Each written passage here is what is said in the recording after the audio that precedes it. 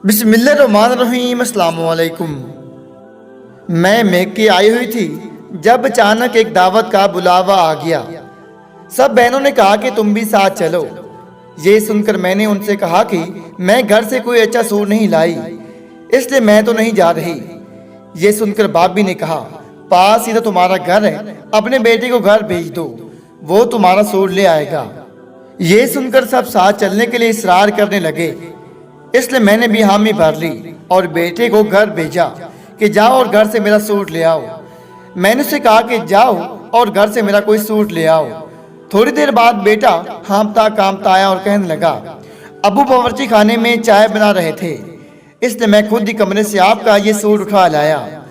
وہ یہ کہہ کر کھیلنے چلا گیا اور میں اپنا سوٹ دیکھنے لگی تاکہ اسے استری کر لوں، مگر میں جو ہی میری نظروں سوٹ پر پڑی میں ہکا بکا رہ گئی، کیونکہ یہ سوٹ تو میرا نہیں تھا، مگر یہ کس کا تھا اور اس وقت میرے شوہر کے ساتھ کون تھی۔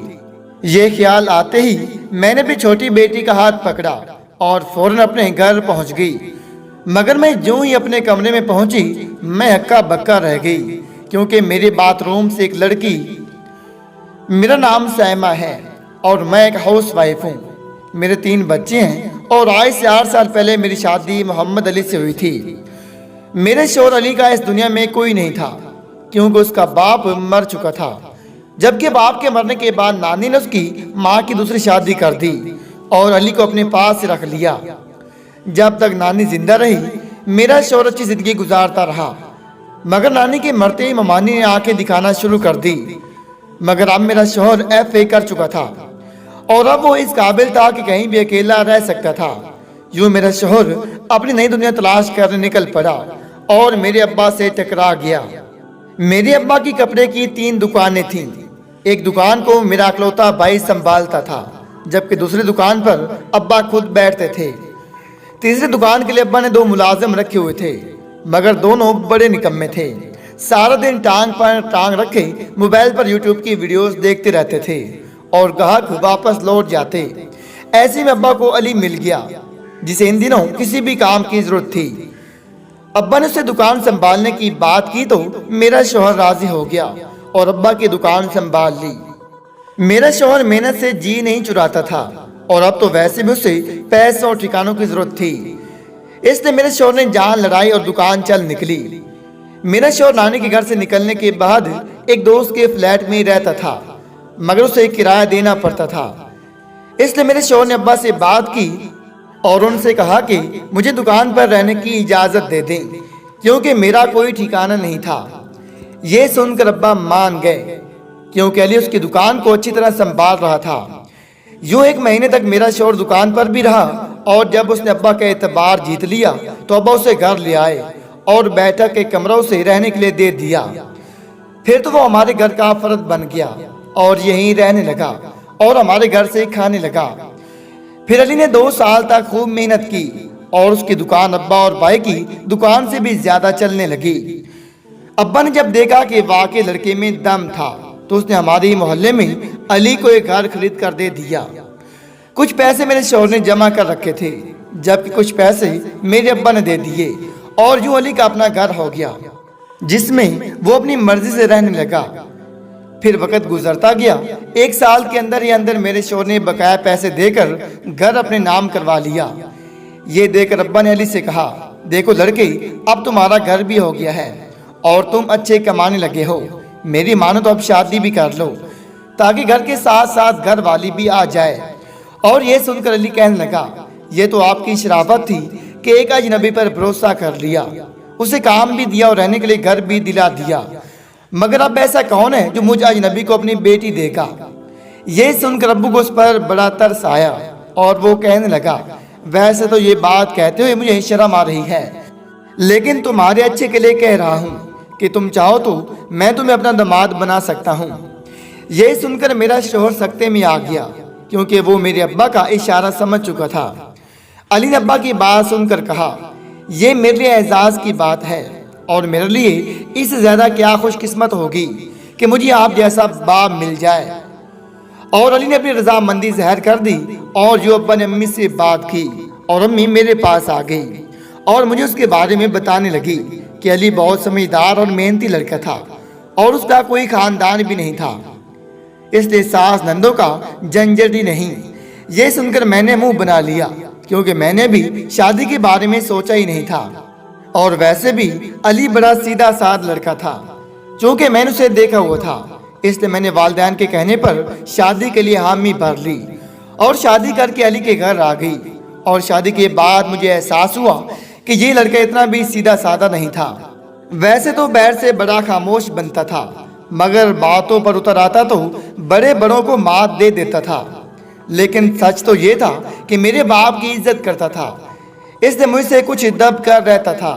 لیکن میری باپ بھی اکثر کہتی تھی کہ ایسے گھنے مرد بڑے خطرناک ہوتی ہیں، اس لیے ہوشیار رہنا۔ یہ سن کر میں بھی جواباً کہہ دیتی تھی، ارے باپ بھی رہنے بھی دو، جو بندہ اپنی بیوی کے ساتھ پیار کرنے میں جھجکتا ہو وہ بھلا کیا کسی کے ساتھ افیئر چلائے گا۔ یہ بات میں اکثر سب کے سامنے کہہ دیتی تھی کہ میرا شوہر تو مجھے پیار ہی نہیں کرتا، ایسا لگتا تھا کہ وہ مجھ سے شرماتا تھا۔ یہ سن کر میری باپ بھی ہنس دیتی اور مجھے چھیڑنے کے انداز میں کہتی، ہو سکتا ہے کہ اب تم اس کے دل سے اتر گئی ہو۔ اور یہ سن کر میں اسے آنکھیں دکھا کر کہتی، بابی مجھ میں کیا کمی ہے؟ اور بابی میرے پھیلے حدود اربا کی طرف اشارہ کرتی اور میں آئینے کے سامنے جا کر کھڑی ہو جاتی اور خود کو دیکھتی۔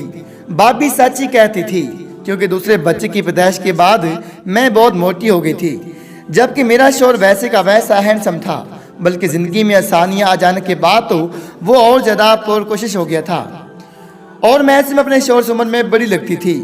اور یہ سوچ آتے ہی میں وزن گھٹانا شروع کر دیتی تھی، مگر چند ہفتوں سے زیادہ نہیں کر پاتی، کیونکہ اس دوران مجھے زیادہ بھوک لگتی تھی اور میں سے بھی ڈبل کھا لیتی تھی۔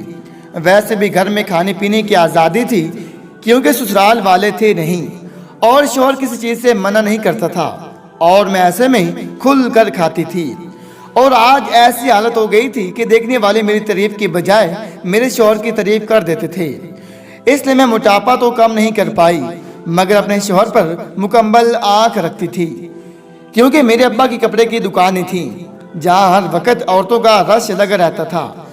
ایسے میں میرا شوہر مجھ پر دوسری لانے کا سوچ سکتا تھا، اور یہ خطرہ مجھے اس وقت زیادہ لگا رہتا تھا جب میں میکے آ کر کہیں کہیں دن تک رک جاتی تھی اور پیچھے میرا شوہر گھر میں اکیلا ہوتا تھا۔ اس بات پر مجھے ابا ڈانٹتا بھی تھا کہ تم جانتی ہو کہ تمہارے گھر میں ساس نند نہیں ہے، پھر بھی تم ہفتے بھر کے لیے یہاں آ کر رک جاتی ہو، اور تم جانتے بھی ہو کہ علی بیچارے کو کھانے پینے میں کتنی پرابلم ہوتی ہوگی۔ اور یہ بات سن کر میں امی کے پاس شکایت لگانے پہنچ جاتی تھی کہ ابا مجھے اپنے گھر نہیں آنے دیتا تھا۔ یہ بات سن کر امی بھی ابا کی طرفداری کرتی اور کہتی تھی کہ تمہارا ابا ٹھیک ہی کہہ رہا تھا۔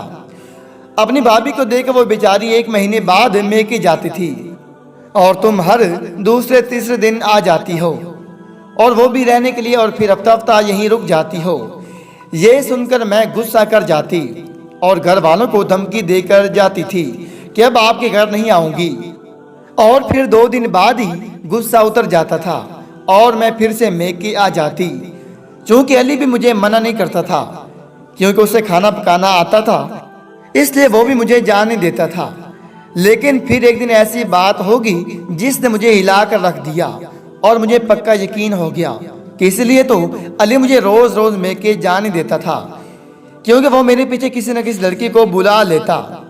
اس بات کو مجھے پتا اس دن چلا جب میں میکے آئی ہوئی تھی، اور اچانک رشتہ داروں میں سے ایک دعوت کا بلاوا آ گیا۔ سب بہنوں نے کہا کہ تم بھی ساتھ چلو۔ یہ سن کر میں نے ان سے کہا کہ میں گھر سے کوئی اچھا سوٹ نہیں لائی، اس لیے میں تو نہیں جا رہی۔ یہ سن کر باپ بھی نے کہا، پاس ہی تو تمہارا گھر ہے، اپنے بیٹے کو گھر بھیج دو، وہ تمہارا سوٹ لے آئے گا۔ یہ سن کر سب ساتھ چلنے کے لیے اصرار کرنے لگے اور کہنے لگے کہ تم بھی ہمارے ساتھ چلو، خوب کھائیں گے اور موج مستی کر کے واپس آ جائیں گے۔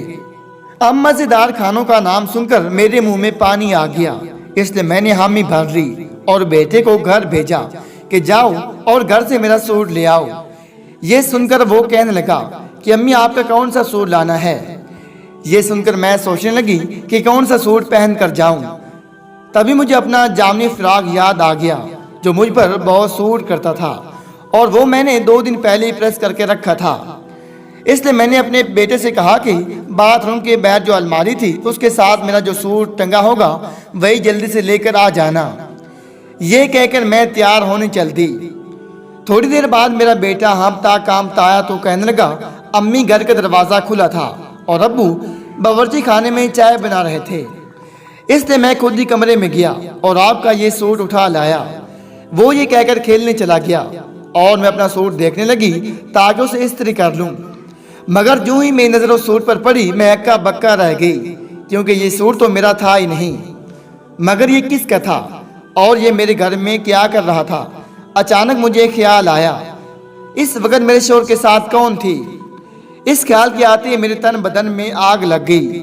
علی میرے جانے کے بعد پرائی عورتوں کے ساتھ میرے ہی گھر میں موج مستی کرتا تھا۔ میں نے ایک بار پھر اس سوٹ کو دیکھا، اس کی فٹنگ اتنی ٹائٹ تھی کہ ایسا لگتا تھا کہ یہ کسی بہت سمارٹ لڑکی کا سوٹ تھا۔ علی میں تمہیں چھوڑوں گی نہیں، میں نے دانت پیس کر کہا اور اپنی چھوٹی بیٹی کا ہاتھ پکڑا اور فوراً اپنے گھر پہنچ گئی۔ مگر میں جو ہی اپنے کمرے میں پہنچی یہ دیکھ کر میں اکا بکا رہ گئی، کیونکہ باتھ روم سے ایک لڑکی نکل رہی تھی۔ مجھے دیکھتے ہی کہنے لگی باجی آپ نے میرے کپڑے دیکھے ہیں؟ ابھی میں کچھ دیر پہلے جب میں نہانے گئی تھی تو میں نے وہ سوٹ الماری کے ساتھ لٹکا دیا تھا۔ اس کے باجی کہنے پر تو میں غصے سے آگ بگولا ہو گئی اور ہاتھ میں پکڑا سوٹ اس کی طرف پھینکا اور میں فوراً باہر نکلی اور میں نے اپنے شوہر کو آواز دی۔ وہ باورچی خانے سے نکلا تو اس کے ساتھ ایک مرد بھی تھا۔ علی نے میرا سرخ چہرہ دیکھا تو ساری بات سمجھ گیا اور مجھے بتایا کہ یہ میرا دوست ہے اور یہ دونوں کسی شادی پر جا رہے تھے کہ راستے میں یہ کچن میں گر پڑے۔ چونکہ ہمارا گھر قریب تھا اس لیے یہاں آ گئے اور اب اس کی بیوی اندر کپڑے بدل رہی تھی۔